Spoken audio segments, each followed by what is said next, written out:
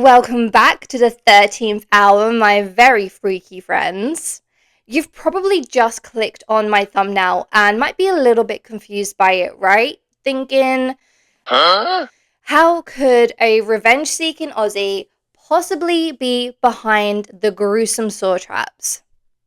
Well, get yourself comfy and get ready to witness me telling you just how you wouldn't have Saw without Mad Max. 1979 gave birth to some of the greatest movies to ever exist. It gave us the likes of Alien, Apocalypse Now, we have got Amityville Horror. And all of these movies helped pave the way for movies and cinema as we know it now. However, no other movie influenced quite like George Miller's Mad Max. This movie inspired such things like Terminator. James Cameron has referenced his love of Mad Max and how he loved the way the movie was shot.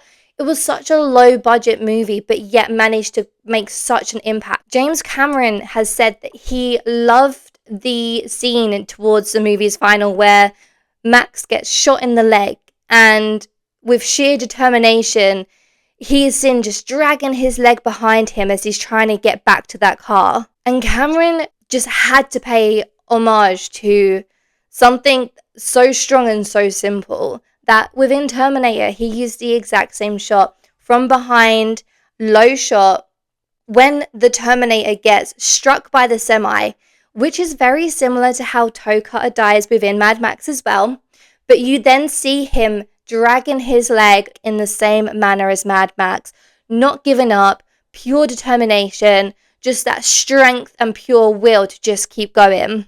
We also get to see that the music video, Na Na Na by My Chemical Romance, is heavily inspired by Mad Max. And there were even a few cartoons that played homage to Mad Max itself. I think most cartoons have probably done a Mad Max, if they've been going for long enough. You've got Rick and Morty, you've got Unikitty, even inside of Space Jam. Wile E. Coyote is seen in a Mad Max scene. Now, the Saw movies were created by horror legends James Wan and Leigh Whannell.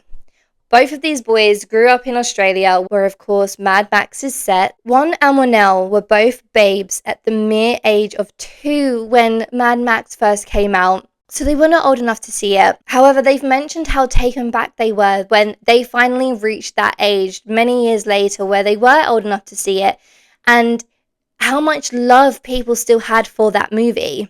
They ended up becoming infatuated with it. In Mad Max, Mel Gibson portrays a character who has such a strong will to live and survive, even though he's completely surrounded by those who take existence for granted, those people who cause pain and death to so many around them. This main theme is echoed throughout the entire of the Saw franchise. Not just the first movie, but it's the entire premise of the story. And that will to survive and drive to make others appreciate living is one of the sole features that makes Jigsaw such a unique villain that sets him apart from any of the other killers from any of the other movies. Although, some may say Jigsaw has never really killed anybody. So I want you to comment below if you think Jigsaw has or has not killed. Now, I personally think he has, but let me know your thoughts below on whether you think Jigsaw is or is not a killer. So Mad Max is tortured mentally. He's had his best friend Goose burned alive. He's lost his wife and his child to the hands of Toe Cutter's gang, and thus creating this vengeful, unforgiving Max that wants these bad people to suffer for their sins. And we see in Saw, Tobin Bell's character, although he's not losing a loved one, he's been driven to a psychological break after being told that he himself is going to die. And it enacts this same behavior, these same traits, where it's unfair. Why him? Why a good person? Why does he have to die when all those who have sinned, all those bad people get to live? All those people who are ungrateful for their lives. In the first Saw movie, it's not riddled with traps like all the other Saw movies are. You see Dr. Lawrence left locked up in a room where his only chance of survival is to cut through his own foot. And this is the ultimate test of Dr. Lawrence's will to live. And although this is the first Saw trap we get to see within the franchise, it is not an original at all. And in fact, James Wan and Leigh Whannell are incredibly open about how they stole that from the Mad Max movies.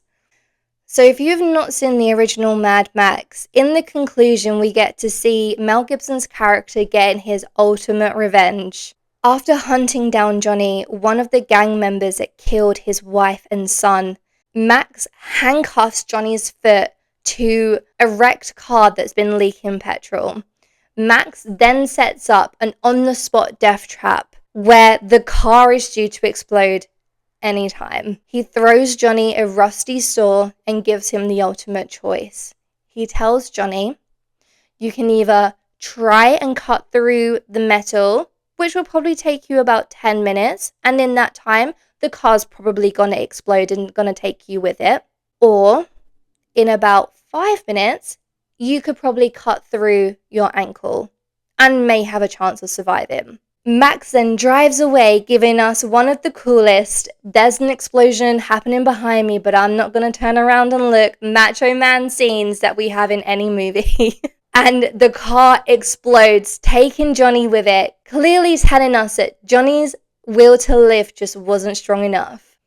James Wan and Leigh Whannell credit this final scene in Mad Max for the entire creation of the Saw franchise. Without Max, there would be no Jigsaw. So, the next time you're watching the Aussie Road Warrior, be sure to thank him for the creation of one of the most affably evil movie villains of all time. Alright, so thank you guys so much for watching. If you got to the end, I appreciate you very much. Be sure to like and subscribe, and I'll see you on the next one.